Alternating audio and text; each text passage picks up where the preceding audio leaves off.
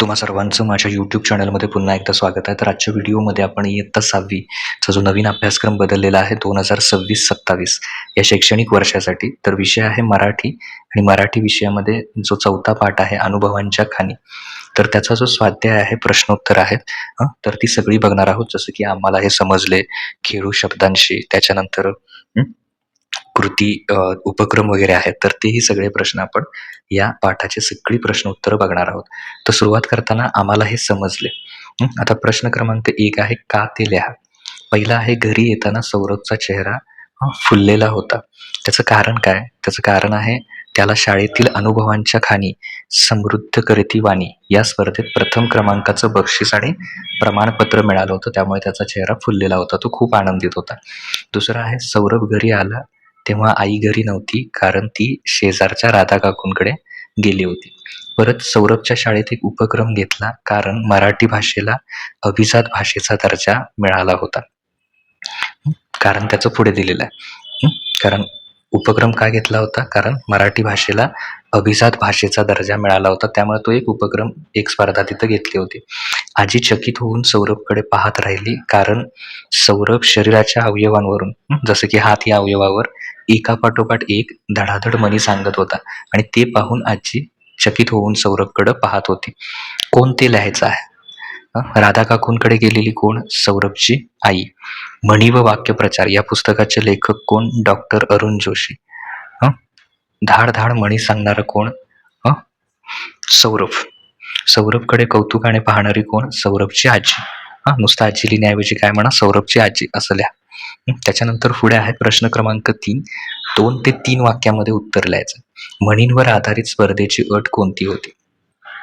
तर सौरभच्या शाळेमध्ये मराठी भाषेला अभिजात भाषेचा दर्जा मिळाल्याबद्दल शाळेत लेखक आपल्या भेटीला हा उपक्रम घेतला गेला होता.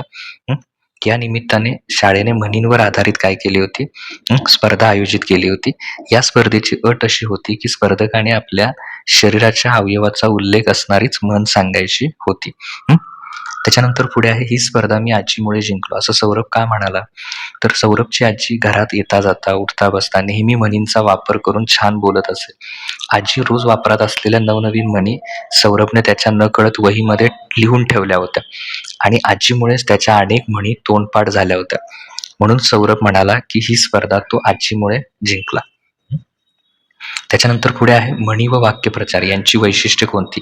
तर म्हणी व वाक्यप्रचार हे लोकांच्या अनुभवातून आणि निरीक्षणातून, अनुभव म्हणजे जीवनात त्यांनी जे काही बघितलंय त्यातून, आणि त्यांनी आजूबाजूच्या परिस्थितीकडे जे बघितलं त्या निरीक्षणातून निर्माण झालेली अर्थपूर्ण वाक्य असतात. ते आकाराने लहान असले, म्हणजे म्हणी खूप लहान असतात, पण त्यांचा आशय खूप मोठा असतो आणि ते कमी शब्दात मोठा आशय व्यक्त करतात. त्यांच्या वापरामुळे भाषेला गोडवा प्राप्त होतो, बोलणे अधिक परिणामकारक होते. म्हणजे जे काही आपल्याला 4 वाक्यात सांगायचं आहे ते त्या एका म्हणीच्या वाक्यामध्ये होऊन जातं आणि त्यातून आपल्याला संस्कार, शहाणपण आणि व्यवहार ज्ञान मिळते. तर ही म्हणींची वैशिष्ट्य आहेत. आता कथा तयार करायला सांगितले तुम्हाला. तर आता इथं कथा या पाठातील प्रसंगाचं कथेत रूपांतर करायचं. तर ही कथा मी तुम्हाला इथे दिलेली आहे. तर ही तुम्ही आता मी सगळी वाचत बसत नाही, तर व्यवस्थित याचा स्क्रीनशॉट मारून घ्या. तर याप्रमाणे थोडक्यात दिलेला आपला जो पाठ आहे त्याची कथा तयार करायची आणि कथेच्या शेवटी तात्पर्य लिहायचं. घरातील ज्येष्ठ व्यक्तींचे अनुभव आणि त्यांचे बोलणे हे आपल्या ज्ञानाची मोठी खाण असते.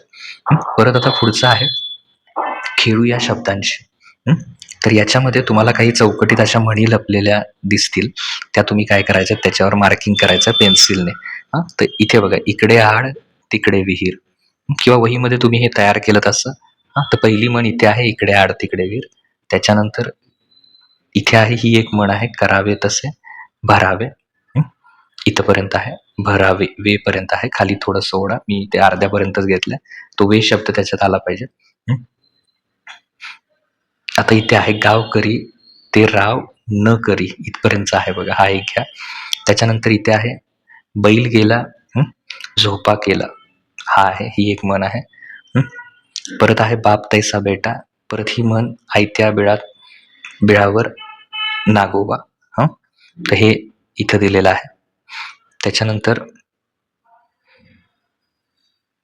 इथे एक म्हण आहे जी इथं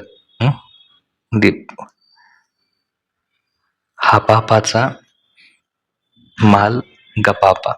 गपापा इथं खालीपर्यंत लिहा, म्हणजे इथून इथपर्यंत लिहा, मार्किंग करा असं. ते थोडं अर्ध मार्किंग राहिलेलं आहे. हपापाचा माल गपापा. कोल्हा काकडीला राजी हे त्यांनी दिलेलं आहे. आता इथे ही म्हण आहे, कर नाही त्याला डर कशाला. हे पूर्ण तयार होतं इथे.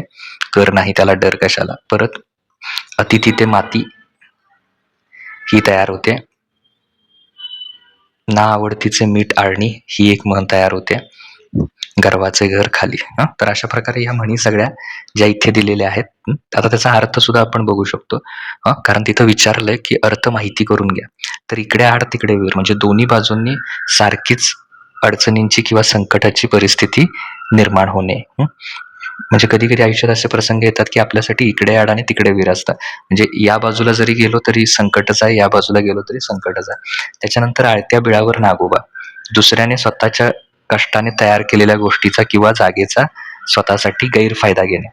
कोल्हा काकडीला राजी, म्हणजे सामान्य किंवा लहान क्षमतेची माणसे किरकोळ गोष्टींनाही लगेच संतुष्ट होतात. कर नाही त्याला डर कशाला. ज्याने कोणताही गुन्हा किंवा चुकीचं काम केलं नाही त्याला कोणाचीही भीती बाळगण्याची गरज नसते. बैल गेला झोपा केला. नुकसान होऊन गेल्यावर किंवा वेळ निघून गेल्यावर सावध होऊन उपाययोजना करण्यामध्ये काहीही फायदा नसतो. हापापाचा माल गपापा. लोकांना छळ करून किंवा अन्यायाने मिळवलेली संपत्ती तितक्याच वेगानं काय होते, नष्ट होते. ना आवडतीचे मीठ आळणी. न आवडणाऱ्या व्यक्तीने कितीही चांगली गोष्ट किंवा काम केले तरी काहीतरी त्यात दोष काढलाच जातो. करावे तसे भरावे. माणसाला त्याच्या चांगल्या किंवा वाईट कृत्यांची फळे त्याचप्रमाणे मिळतात. गाव करी ते राव न करी. श्रीमंत किंवा बलाढ्य व्यक्ती एकटी जे करू शकत नाही ते काम संपूर्ण समाज किंवा गावातील लोक एकजुटीनं काय करू शकतात, सहज करू शकतात, असा त्याचा अर्थ आहे. अति तेथे माती न करी आहे, त्यामुळे ते तसं वाक्य आहे. अति तेथे माते झाली. कोणत्याही गोष्टीचा अतिरेक हा शेवटी नुकसानाला काय होतो, कारणीभूत ठरतो. पुढे आहे बाप तसा बेटा. मुलांमध्ये बहुतांशी वेळा त्याच्या वडिलांचेच गुण किंवा स्वभाव दिसून येतात. त्याच्यानंतर पुढे आहे 12वा आहे गर्वाचे घर खाली. म्हणजे गर्व जर तुम्ही केलात कुठल्या गोष्टीचा तर कधी ना कधी काय होतं, तुम्हाला अपयशाला सामोरं जावं लागतं जर तुम्ही प्रचंड गर्व केलात तर. गर्व करणाऱ्या व्यक्तीचा गर्व कधी ना कधी काय होतो, मातीमोल होतो, असा त्याचा अर्थ तुम्ही लिहू शकता. त्याच्यानंतर प्रश्न 2, पाठात आलेल्या म्हणींचा अर्थ समजून घ्या आणि त्याचा वाक्यात उपयोग करा. हा दुसरा प्रश्न आहे त्याच्यातला. त्याच्यात पहिला आहे आणि वाक्यात उपयोग करा पण म्हटलंय. आपला हात जगन्नाथ. तर स्वतःचे काम स्वतः करणे सर्वात जास्त श्रेयस्कर किंवा फायदेशीर असते. दुसऱ्यावर अवलंबून न राहता रमेशने आपला हात जगन्नाथ या उक्तीप्रमाणे स्वतःचा व्यवसाय सुरू केला. म्हण आहे एका हाताने टाळी वाजत नाही. तर कोणत्याही भांडणात किंवा वादात एका बाजूची चूक नसते, तर दोन्ही बाजू जबाबदार असतात. तर वाक्यात उपयोग कसा करायचा. रोहन आणि सुमित यांच्यातील भांडणाचे कारण शोधताना शिक्षकांना समजले की एका हाताने टाळी वाजत नाही, चूक दोघांचीही आहे. हातच्या काकणाला आरसा कशाला. जी गोष्ट अगदी स्पष्ट प्रत्यक्ष दिसते ती सिद्ध करण्यासाठी कोणत्याही पुराव्याची गरज नसते. तर वाक्यात उपयोग काय. नीतीने मिळवलेले यश सर्वांसमोर आहे. म्हणतात ना हातच्या काकणाला आरसा कशाला. त्याच्यानंतर पुढे आहे म्हण आहे हात दाखवून अवलक्षण. जे स्वतःहून संकट ओढवून घेणं किंवा आपणहून अडचण निर्माण करणं. भांडखोर व्यक्तीच्या वादात उगीच मध्यस्थी करून श्यामने हात दाखवून अवलक्षण केले. जिच्या हाती पाळण्याची दोरी ती जगाने उद्धारे.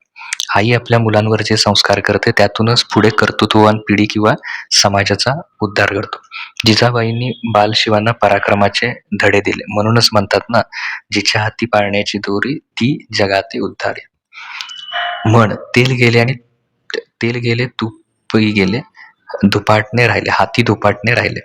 दोन्ही बाजूंचा फायदा मिळवण्याच्या नादात शेवटी सर्व काही गमावून बसणे आणि काहीच हाती न लागणे. वाक्यात उपयोग. 2 वेगवेगळ्या नोकऱ्यांच्या मागे धावणाऱ्या. कसा वाक्यात उपयोग करायचा याचा. 2 वेगवेगळ्या नोकऱ्यांच्या मागे धावणाऱ्या अमोलला शेवटी एकही नोकरी मिळाली नाही. त्याची अवस्था तेल गेले तूप गेले, हाती धुपाटणे राहिले अशी झाली.